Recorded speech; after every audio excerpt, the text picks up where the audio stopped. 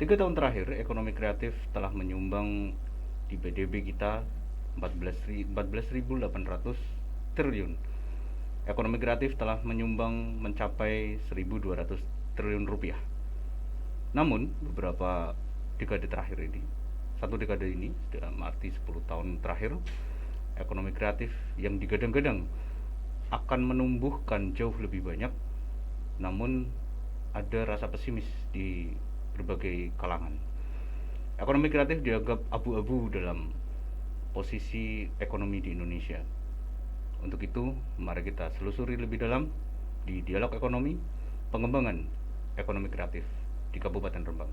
Bersama saya, Dwi Aristia.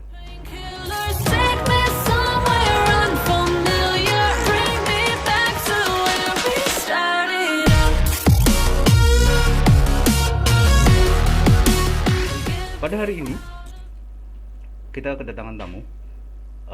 Pertama adalah Mas Hamim. Selamat datang Mas Hamim. Bisa dibuka sedikit? Nah, itulah Mas Hamim yang ganteng dan gagah ini. Beliau di sini disebutkan adalah seorang art worker.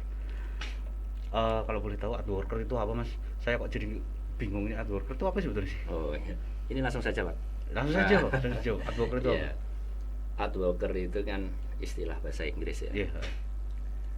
Jadi selama ini art worker itu dipahami lebih pada pekerja seni. Oh, pekerja seni. Ya. Jadi mereka yang bergerak di bidang kesenian, baik seni rupa, seni tari, musik, itu kadang-kadang mereka menyebutnya art worker. Art worker. Gitu. Oh iya. Tapi ya tidak lepas dari strategi yang dibangun. Oh gitu. Baik secara filosofis, secara ekonomis maupun historis gitu. Oh, gitu. Ya. Siap. Oke, satu lagi masih bersama Dialog Ekonomi. Tamu kita hari ini adalah Mas Bima Aditya. Selamat datang Mas Bima. Selamat datang. Datang dari mana? Dari rumah. Oh, dari rumah ya. Jadi Mas Bima itu adalah seorang graphic designer gitu. Apa sih sebetulnya Mas graphic designer itu? Kalau kita boleh tahu nih. Ya, kalau menurut saya pribadi graphic designer itu kan kita mengolah sebuah gambar, sebuah objek, sebuah font, sebuah warna menjadi suatu karya dalam bentuk digital. Oh gitu ya. Begitulah. Singkatnya saja seperti itu. Itu berapa mata kuliah Mas?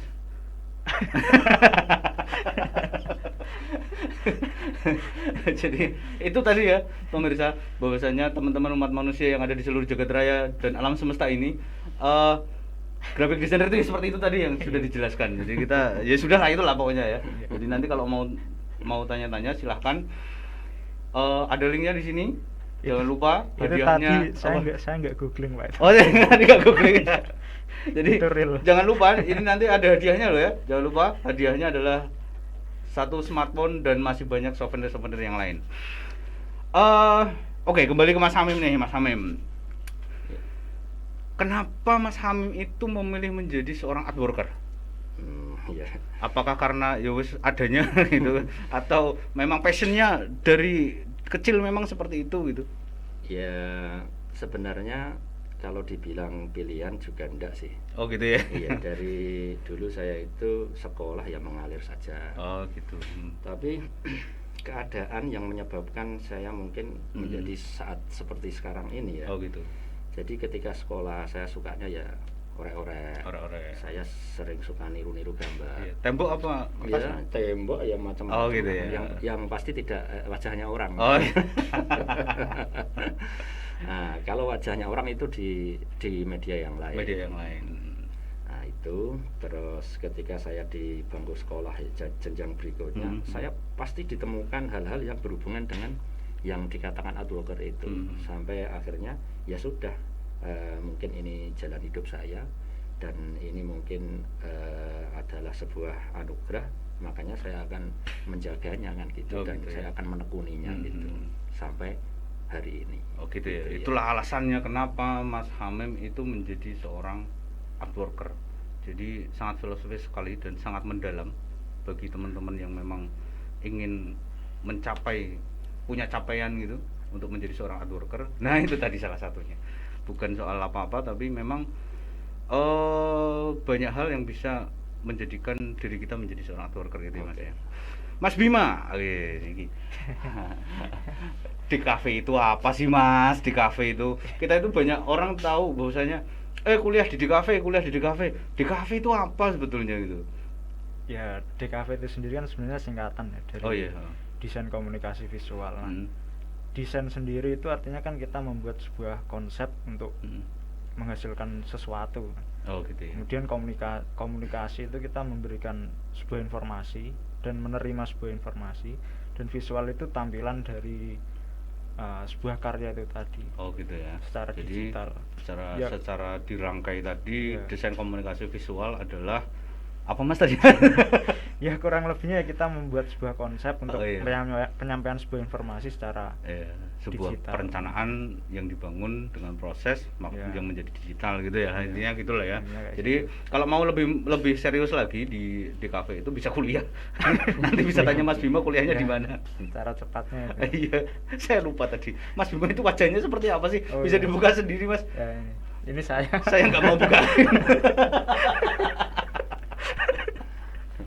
Nah itu tadi wajahnya Mas Bima. Jadi kalau ketemu di jalan nanti disapa aja Mas Bima. Kemudian tanya mana aja dia. Kalau bisa nggak usah apa. Kalau udah ngasih apa-apa nggak usah disapa. Iya. Nggak ada benefitnya. Jadi memang kita butuh benefit semua hari ini ya. Realistis Pak. Oh iya. Memang gitu. Mas Hamim. Iya. Mas Hamim sendiri itu punya aliran apa sih sebetulnya dalam melukis itu? Atau menekuni di aliran apa? Atau memang semua aliran saya pakai lah gitu? Oke, jadi tapi bukan aliran sesat ya Mas? Iya, bicara aliran hari ini yang pasti banyak, ada aliran-aliran yang lainnya ya. Iya. Aliran sesat, aliran dana dan sebagainya. Aliran dana kita butuh Mas. Iya. Oke, kembali ke pertanyaan penjenengan. Jadi dari awal itu saya tidak pernah keinginan menekankan aliran dalam karya saya itu apa. Karena kita bicara aliran itu, kita bicara di abad-abad pertengahan ya, di zaman Renaissance itu, kebangkitan Eropa itu. Bahkan sebelum-sebelumnya itu pengaruh filsafat Yunani itu mempengaruhi karya-karya seni pada waktu itu. Bagaimana David Coupe itu ketika seorang musikus itu, dia merancang musiknya itu sudah menggunakan perpaduan digital. Dia merancang not-not, merancang aransemen musiknya itu menggunakan komputer pada waktu itu. Gitu ya. Di abad-abad 20-an itu. 19-an 20 ketika kebangkitan mesin itu ya. Revolusi industri itu. Akhirnya orang nggak bisa membedakan antara ini garapan komputer mesin atau garapan personal seseorang, kreativitas seseorang ya itu. Terus kita melihat lagi bagaimana Picasso ketika itu memberontak aliran-aliran seni lukis pada zamannya. Ketika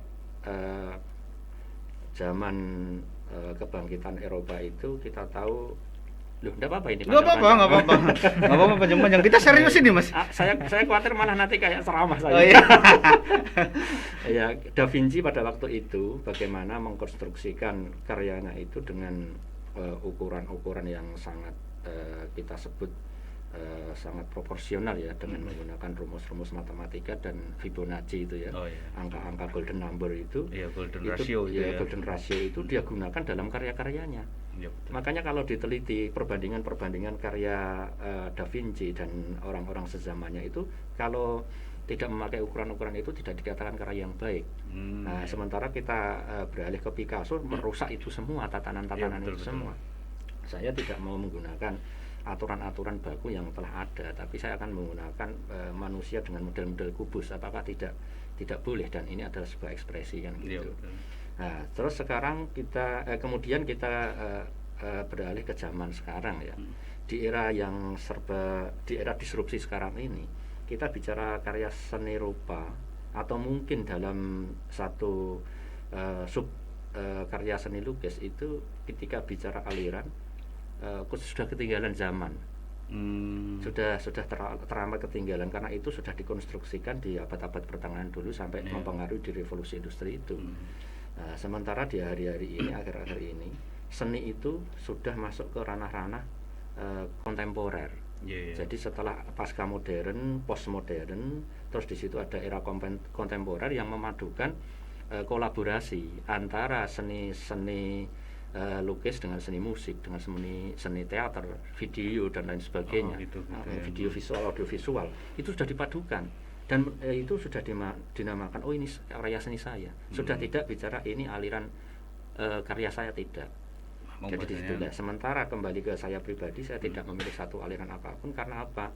Dalam seni yang saya geluti, yang disebut advoker tadi ya, itu bagaimana saya bisa membuat catatan-catatan harian saya, karya-karya saya itu saya anggap catatan-catatan harian saya, itu supaya bisa menginspirasi bagi yang lain. Kita tahu bahwa ada sebuah pepatah mengatakan bahwa karya seni yang menginspirasi itu karya yang tinggi itu ada karya yang bisa menginspirasi banyak orang gitu. Nah, akhirnya inspirasi yang bagaimana yang akan dia dapat, yang pasti kita berkarya dengan sungguh-sungguh, dengan penuh kecintaan kan gitu. Dari hati lah ya. Dari hati. Karena apa? Karya seni pada dasarnya itu kan memang untuk menyentuh hati toh. Bukan hanya visualnya saja, tapi ketika yang disentuh itu adalah hati, bagaimana karya itu harus diciptakan dengan hati kan gitu. Betul, iya. Jadi aliran ini di sini sekali lagi saya tekankan, saya tidak terlalu di nyun sewu diperbudak oleh satu aliran tertentu, tapi bagaimana ketika saya dapat ide bisa menyalurkan apa yang saya pikirkan, saya akan menggunakan apa saja yang akan membuat karya itu sesuai dengan pikiran saya. Karena saya melukis atau saya berkarya itu bukan karena apa yang saya lihat saja, tapi juga apa yang saya pikirkan. Iya, begitu. 4 SKS sudah kita lalui.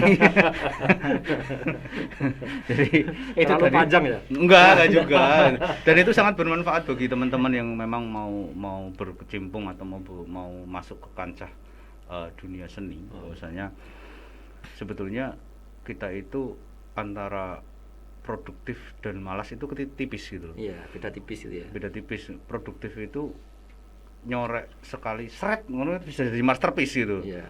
Tapi itu bukan karena malas, tapi karena itu produktif gitu. Tapi bisa jadi ketika nyoret seret itu karena malas, bahwasanya gambar tidak selesai gitu kan, bisa jadi seperti itu. Ya. Oke, Mas Bima. Seorang desainer itu kadang kan kita di era sekarang ini ya, di era pandemi sekarang ini atau sebelum pandemi lah, masyarakat masih melihat bahwasanya menjadi seorang desainer apa itu dadi opo gitu. Mau jadi apa gitu. Orang selalu bilang bahwasanya itu pekerjaan insya Allah gitu. Insya Allah ada, insya Allah enggak gitu. Nah, sebetulnya pekerjaan apa sih yang bisa digeluti dalam graphic designer itu? Ya kalau di era saat ini ya, di era digital, perkembangan digital saat ini sebenarnya graphic designer itu sangat menguntungkan bagi mereka yang memang menguasainya. Tergantung dari pribadinya sendiri. Oh iya, Bapak Ibu yang mau punya mantu silahkan. Itu menguntungkan sekali menjadi punya mantu seorang desainer ya. Ya sebenarnya tergantung dari individunya sendiri. Kalau dia mau terus berkarya ya untuk menciptakan portofolio minimal untuk dirinya sendiri, ya pasti akan ada jalan kesempatan untuk ini. Seperti kata Mas Hamim tadi, catatan hariannya lah ya. Kalau Mas Hamim itu catatan hariannya adalah lukisan, catatan hariannya seorang desainer adalah membuat portofolio gitu. Dan sebenarnya kan kebutuhan untuk marketing juga, digital marketing juga kan membutuhkan juga namanya graphic designer itu tadi kan. Karena tampilan dari sebuah produk, calon konsumen melihatnya kan dari tampilan dulu. Nah, kalau marketingnya tampilannya dari tampilan saja sudah tidak terlihat dikatakan bagus lah, ya pasti produk itu akan menurun gitu ya. Ini pemasarannya, tingkat nilai pemasarannya ya. Nah, maka dari itu kan seorang graphic designer di sini perannya kan di situ. Jadi bagaimana menciptakan sebuah desain untuk memasarkan suatu produk. Jadi mengkomunikasikan produk untuk dipasarkan istilahnya seperti itu. Jadi istilahnya ya dia menunjukkan nilai dari produk yang akan dijual itu. Betul. Kemudian informasi yang dijual itu apa saja harus ditunjukkan dalam bentuk visual yang bagus. Jadi sangat menguntungkan, dan apapun profesinya itu bisa masuk ke dalam desain grafis gitu ya. Atau graphic designer gitu ya. Jadi memang desainer itu tidak akan terpaku bahwasanya gambar seperti operator desain misalnya di percetakan gitu kan nggak murni seperti itu mungkin ya. Ya mungkin desainer yang di percetakan mungkin dia salah memilih jalan. Oh. Kalau ada jalan yang benar kenapa harus memilih yang salah gitu ya. Kalau menurut saya pribadi sebenarnya kalau desainer yang di tempat percetakan itu sebenarnya dia lebih ke arah kuli desain bukan graphic design. Oh gitu, kuli desain ya. Iya, karena dia mendesain tapi yang menyuruh semuanya dari konsumen. Oh gitu. Jadi dia mengarahkan dari segi konsep dan lain-lain. Jadi dia cuma sebagai tangan untuk menciptakan itu tadi. Tapi kalau graphic designer yang memang real graphic design kan mulai dari konsep, sketsa awal, pemilihan semuanya kan dari dia sendiri. Kemudian kita baru sodorkan draftnya. Nah, silahkan ada revisi. Minimal berapa Mas biasanya kalau revisi itu misalnya? Revisi tergantung. Kalau biasanya dalam satu pemesanan jenengan punya standar revisi itu berapa kali? Ya kalau dari desainnya yang nilai tingkat kerumitannya rumit sekali ya biasanya 5 lah kalau saya. Oh 5 ya, 5 kali revisi ya. Banyak ya Mas ya. Seneng saya punya desainer. Ya, tapi biasanya kalau kebanyakan revisi malah melenceng dari konsep awal. Jadi amburadul gitu ya. Mas Hamim, biasanya itu Mas Hamim itu kalau melukis itu biasanya ide-ide atau tema-temanya itu berkisar keseharian atau berkisar apa gitu Mas? Oke. Memang kita bicara ide gagasan itu ya. Itu disitulah kesulitannya. Sebentar Mas, ya. Kalau saya tanya di kafe itu pasti saya tahu. Saya paham betul itu. Idenya adalah seberapa uang yang didapatkan. baru jadi iya. Kayak apa enggak ada bedanya dengan Mudin. Oh iya. Kalau berkate apik ya dungone suwe. Ya, guyon saja. Guyon ya, guyon. Tapi itu benar. Saya itu kalau jenengan yang matur itu saya tenang. Tapi kalau saya yang ngomong itu bahaya. Iya, wis kulino. Paling wis ngono iku gitu. Ki maklumi. Ya kembali lagi tadi Mas Hamim. Oke, jadi bicara ide gagasan itu disitulah taruhannya seorang pelaku seni ya. Ketika mau menciptakan karya, memang benar apa yang disampaikan Mas Bima ya, bahwa berkarya di bidang advoker atau di desain grafis itu di grafis designer itu ya, memang selama ini yang kita lihat itu kebanyakan menjadi kuli memang mesin gitu ya. Nah, dijadikan robot karena di situ ya hanya untuk menciptakan sesuatu hal yang memang dari pesanan mereka kan gitu. Ya sudah kita bicara art, bicara kualitas ya nanti dulu kan gitu. Nah, kembali ke ide gagasan itu biasanya saya mendapatkan ide gagasan itu banyak cara. Ada kalanya waktu itu saya harus membaca buku. Setelah membaca buku saya harus ngajak ngobrol teman-teman, ngopi, berdebat gitu. Kalau memang suasana kondisi iklim sosial ekonomi budaya itu memang tidak ada sesuatu hal yang menarik untuk kita buat karya ya. Lain halnya ketika kondisi sosial ekonomi budaya dan politik itu agak ada guncangan sedikit, ada sebuah dialektika. Nah di situ biasanya ide gagasan juga muncul kan gitu. Apa yang harus saya buat dari sebuah realitas yang terjadi. Kehidupan sehari-hari pasti mempengaruhi itu ya. Mempengaruhi dalam apalagi dengan siapa saya berkumpul di daerah mana saya bertempat tinggal. Nah, di skop desa maupun kecamatan maupun kabupaten maupun provinsi itu semuanya bisa menjadi ide-ide gagasan. Ketika ide gagasan itu sudah ada, sulit lagi ketika mau menciptakan karya itu karena apa? Butuh emosi, kekuatan pikir, kekuatan jiwa untuk menuangkannya.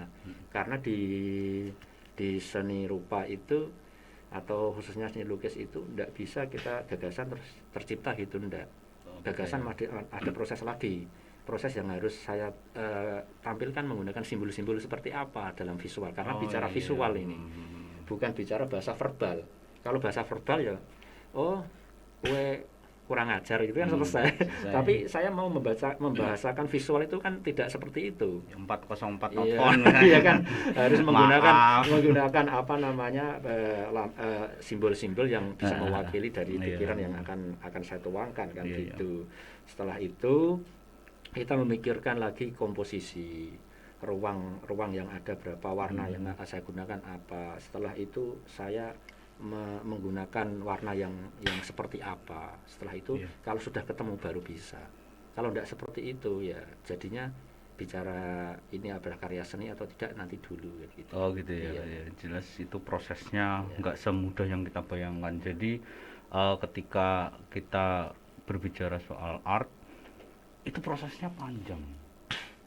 Jadi tolong teman-teman yang ada di rumah, mereka itu punya proses yang panjang sebetulnya itu. Jadi tolong hargai karya-karya mereka. Dan gak ngawur gitu. Jadi seorang seniman itu dan seorang desainer itu sebetulnya punya proses yang panjang untuk mengukur kinerjanya sendiri gitu. Mereka punya QC masing-masing gitu. Jadi bukan berarti contoh misalnya seorang desainer gitu, gambar cuma pakai aplikasi di HP aja kok mahal misalnya seperti itu. Mahal itu kan tergantung sebetulnya mahal atau tidaknya desainnya dari DKV misalnya ya. Standar mahal atau enggaknya sebetulnya sih gimana Mas? Kalau menurut Mas Bimo sendiri? Atau tergantung ukuran kantongnya aja? Enggak, sebenarnya kalau secara teknis ya, DKV itu kan kalau teknisnya bisa dipelajari dari mana saja. Oh iya.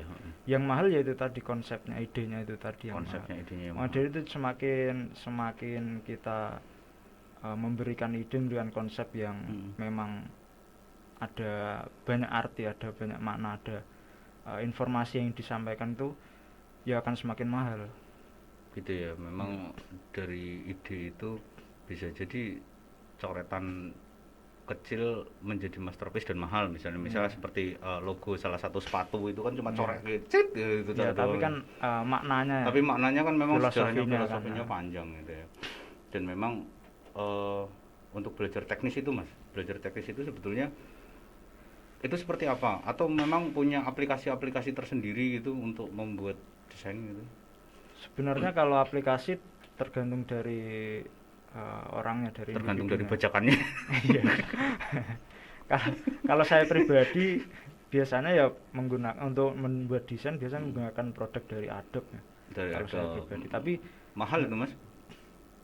Ya mahal kalau asli.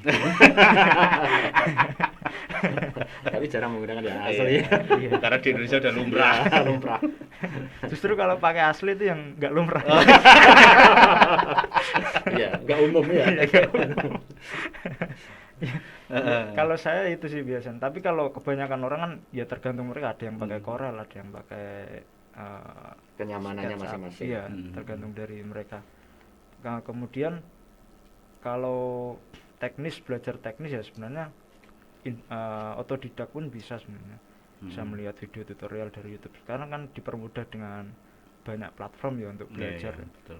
Kemudian bisa melalui komunitas atau ya paling tidak ya kalau punya sedikit rezeki ya sekolah, kuliah, kursus atau kuliah. Sedikit rezeki, banyak rezeki ya. Kalau banyak rezeki terus gimana gitu loh. Nggak jadi kuliah gitu. Malah nguliahi gitu ya. Berarti ya kalau kuliah di bos agensi. Kalau banyak rezeki. Bedanya kuliah sama otodidak itu apa sih Mas? Ya kalau dari segi teknik loh maksudnya. Sebenarnya ya itu sebenarnya kembali lagi ke individunya. Kalau dia otodidak serius ya mungkin bisa jadi lebih jago dalam desain. Kalau kuliah itu kan kita membentuk relasi sebenarnya, bertemu dengan banyak orang, banyak penyuka desain ya. Kalau saya jenengan 4 tahun kuliah itu cuma cari networking aja, bikin networking aja gitu ya. Ya sebenarnya kan kalau kuliah itu kan nggak cuma ini ya, nggak cuma belajar akademis ya, membentuk relasi itu kan juga penting di era sekarang. Karena kalau kita mau bekerja atau usaha kalau nggak ada relasi, minim relasi kan juga sulit. Ya memang seperti itu. Mas Hamim, saya tahu jenengan punya salah satu sanggar atau sanggar seni gitu ya, gentong miring gitu. Apa sih Mas sebetulnya kenapa dinamakan gentong miring gitu? Kenapa nggak dinamakan gentong jejak? Sebentar, saya kok jadi mikir saya sendiri ya. Oke, bisa gimana saja. Ya, oke. Jadi kenapa bisa gentong miring ini? Saya sendiri juga tidak tahu pada waktu itu ya. Tiba-tiba itu tahun 2002 itu Agustus tepatnya. Sebenarnya ulang tahun tapi ini pandemi. Saya ulang tahun sendiri di rumah dengan istri aja. Iya. Yang mana Mas? yang mana-mana deh. Iya. Nah, pada waktu itu gentong miring memang saya suka bergelut di bidang itu, terus saya pengen punya tempat space untuk macam-macam karya ya.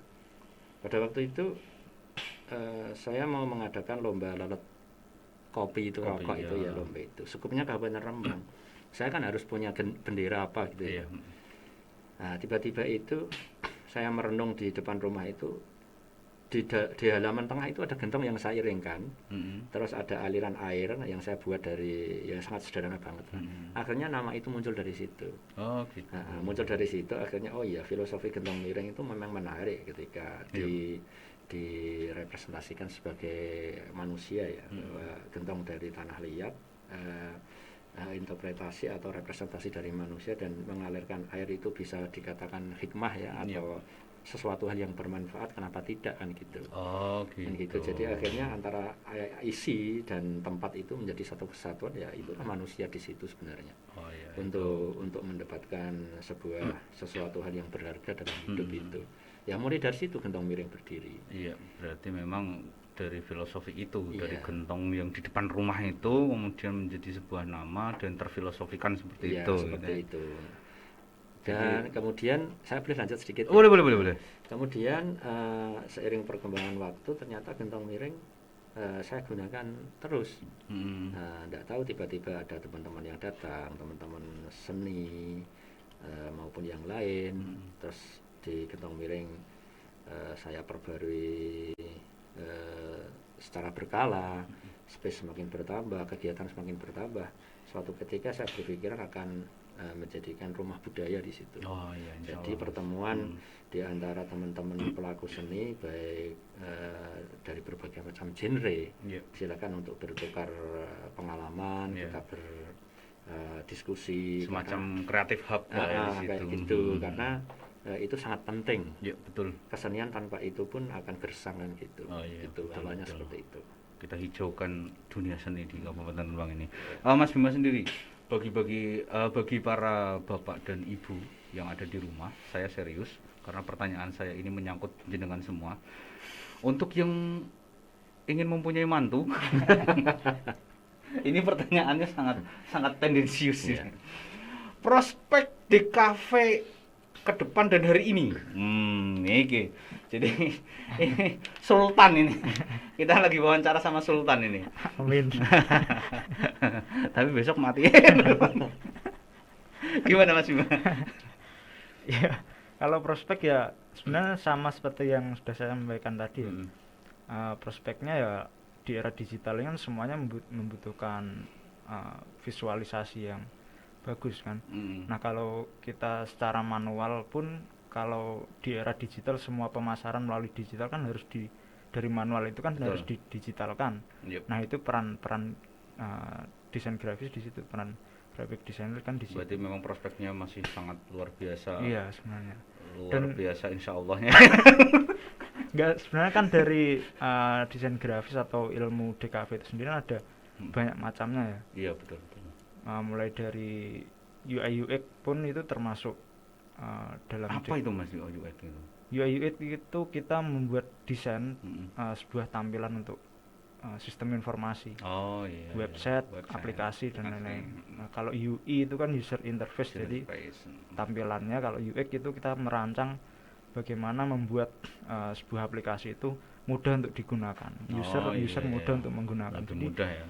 Nggak selalu desain atau DKV itu mengenai tampilan saja, tapi alur pun itu harus dikuasai. Termasuk komunikasi pemasaran ya Mas ya. Iya. Dari segi yang disampaikan dari desain itu ya. Sebenarnya intinya kan itu, bagaimana kita menyampaikan sebuah informasi agar orang yang melihat saja dari visual itu tadi sudah mengerti, oh informasinya seperti ini. Oh, intinya di situ ya. Ngapain kita ngomong dari tadi banyak lebar? Oke, untuk Mas Bima dan Mas Hamim berdua nih. Berikan motivasi untuk teman-teman yang ada di Kabupaten Rembang, untuk misalnya mereka ingin bercita-cita menjadi seorang art worker atau menjadi seorang desainer gitu. Motivasi apa yang perlu ditumbuhkan? Karena kita berbicara proses tumbuh karena kita nggak bisa tiba-tiba menjadi instan gitu kan. Jadi proses tumbuhnya, motivasi supaya proses tumbuh itu bisa meningkatkan SDM di Kabupaten Rembang, dimulai dari Mas Hamim dulu mungkin. Oke, ya ini berbagi pengalaman ya. Jadi mungkin bagi saya pribadi dan teman-teman yang melihat acara ini, yang mendengarkan acara ini, bahwa satu adalah semangat ya. Semangat. Sebelum semangat itu ada niat dulu ya. Niat dulu baru semangat. Setelah itu ada konsistensi. Bagaimana ketika sebuah pilihan itu sudah ditetapkan, di situ pasti menemukan jalan-jalan rintangan yang begitu banyak. Nah, disitulah proses itu yang harus dicintai. Jadi kalau mencintai hasil itu, ini saya bicara secara filosofis ya. Iya, secara filosofis. Jadi ketika bekerja atau membuat apapun yang terutama bergelut di bidang kesenian, jadi mencintai proses itu adalah suatu hal yang menurut saya penting.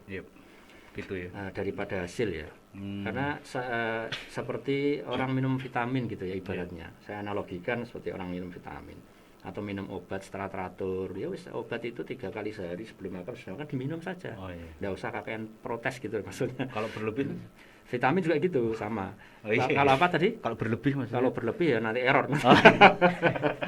Overdosis. Nah, dari situ mencintai untuk minum obat, mencintai proses itu, hasil nanti akan mengikuti. Baik hasil itu sebagai sebuah hasil karya maupun hasil secara materi. Itu yang pertama. Yang kedua, jadi ketika terutama di advoker itu ya, di era yang apalagi di era sekarang ya, kita bicara tentang desain komunikasi visual, ada aplikasi apa yang dikatakan UX dan UI tadi, semuanya itu memang kita sendiri juga berpikir ya, terutama saya juga berpikir hari ini bagaimana dengan artificial intelligence sekarang yang dikembangkan itu kan, apakah seni rupa termasuk seni lukis apakah masih mampu bertahan atau tidak, karena kecerdasan buatan itu akan dikembangkan sedemikian rupa dan manusia akan menjadi robot kan gitu, atau menjadi manusia setengah mesin yang tidak bisa itu kan memang imajinasi. Tapi di artificial intelligence sendiri itu otak juga diciptakan masalahnya. Dia akan bisa memprogram, dia akan bisa mengatakan sesuatu hal yang lebih tepat kan gitu. Nah, tapi di sini kita juga tidak harus berkecil hati ya tentang hal itu. Untuk terus berproses yaitu bagaimana ketika berkarya seni, kalau yang saya alami harus memisahkan dua bilik ya, atau 2 partisi ya. Bicara market, ketika bicara market tentang seni rupa itu atau dalam seni lukis itu, silahkan menggunakan marketing yang jitu kan gitu, pelajari ilmu marketing yang memang bisa menjual karya itu kan gitu. Berarti jadi, seniman memang tidak hanya terpaku pada bukan hanya di situ, karena kebanyakan seniman, kebanyakan advoker yang ada itu katakanlah dia bicara imajinasi, saya seniman, tapi di sisi lain tidak munafik untuk butuh duit. Betul. Makanya di sini ada market yang harus dibangun. Jangan apa seniman, mas, saya juga butuh duit. Jadi marketing itu penting. Jadi tidak seperti ini ketika di sisi lain lukisan nggak laku atau karya tidak laku, susah. Ketika dikatakan kamu jual lukisan, kamu tidak dibilang seniman, gelo lah kan. Ini kan sangat-sangat tidak masuk akal lah menurut saya. Silahkan 2 partisi itu dibangun, 2 bilik itu dibangun. Market dibangun dengan sistem marketing yang jitu, mungkin dengan penelitian juga. Hari ini arsitektur yang berkembang apa, dipelajari arsitektur yang berkembang hari ini apa. Terus hiasan-hiasan yang digunakan mereka untuk apa namanya desain interiornya itu seperti apa, karya-karya yang harus ditampilkan itu penting. Itu harus diteliti, baru dia menciptakan marketing itu dengan sistem-sistem market yang menarik. Itu yang bilik yang pertama ya. Yang berikutnya adalah ketika bicara pure art, art berarti di situ seperti yang saya katakan dari awal, di situ tidak bisa dicampur. Silakan kamu berkarya itu sesuai dengan apa yang kamu pikirkan. Kamu ingin apa, yang ingin kamu capai tentang itu adalah kepuasan batin, merekonstruksi pikiran dan untuk menginspirasi orang banyak. Nah, di sini harus seperti itu. Biar supaya karya-karya ini ada pasarnya sendiri. Dan saya yakin market nanti itu akan digunakan sebagai apa ya, mungkin hanya sebatas hiasan dinding untuk desain interior sudah. Tapi ketika bicara pure art berarti membangun jiwa manusia.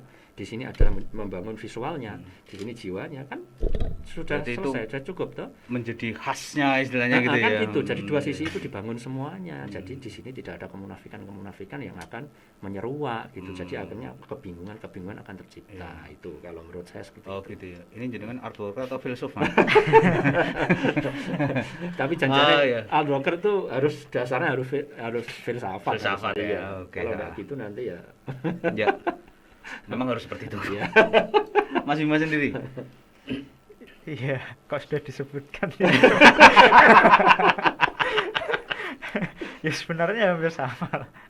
Cara untuk teman-teman yang ingin berkarya, intinya kan berkarya kan. Mau apapun itu medianya, kalau memang sudah ada niat dan kemauan untuk menciptakan suatu karya ya. Kalau mungkin desain mungkin harus belajar teknisnya dulu kan. Tapi kalau seperti Mas Hamim tadi, kalau seni lukis kan memang dari dasarnya dia memang kalau sudah suka menggambar kan akan mudah untuk menciptakan karya itu. Nah maka dari itu ya harus niat dan mau dulu untuk belajar. Kalau mau desain grafis kan harus seperti itu. Kalau dari awalnya dia memang sudah punya jiwa seni, sense of art di dirinya kan akan mudah menciptakan suatu karya seperti itu. Ya. Memang pada intinya adalah niat, tekad dan kemauan lah istilahnya gitu ya. Niat, tekad dan kemauan. Oke, terima kasih Mas Hamim, terima kasih Mas Bima, banyak sekali yang bisa kita peroleh dari keterangan-keterangan yang ada gitu kan. Dari filsafat-filsafat yang menyeruak itu tadi gitu kan. Dan satu hal yang paling kita ingat itu tadi bahwasanya di kafe dan seni rupa itu memang saling berdekatan karena nggak jauh-jauh, dan itu nggak gampang dan itu nggak mudah karena itu adalah butuh proses. Dan itu ketika menopang ekonomi kreatif bisa dibayangkan dari 1.200 triliun menyumbang untuk peningkatan PDB kita. PDB kita kan 14.800 triliun. Jadi ekonomi kreatif itu sudah menyumbang 1.200 triliun. Dikali 17 subsektor yang ada, bisa dibayangkan gitu kan. Itu ya. Luar biasa. Sehingga ini bukan lagi abu-abu, tapi memang ini real seperti di Perancis itu kan sudah real sudah gitu. Seperti itu ya. Betul. Jadi saya berterima kasih sekali atas informasi dan dan wejangan dan ilmunya hari ini. Berbagi informasi. Ini kalau di kuliah mungkin 10 SKS sih. Kok banyak banget di 10 SKS itu nggak selesai. Pemirsa, pada hari ini umat manusia di seluruh muka bumi ini telah mencapai pada titik jenuh bahwasanya semua industri tidak seperti sedia kala, sehingga perlu terobosan baru, yaitu ekonomi kreatif. Dan kami akan terus mengulas ekonomi kreatif di Dialog Ekonomi, pengembangan ekonomi kreatif Rembang. Jangan lupa hadiahnya. Nah, nanti hadiahnya ada di link ini. Dan Mas Bima, Mas Hamim, dan saya undur diri. Salam kreatif. Salam.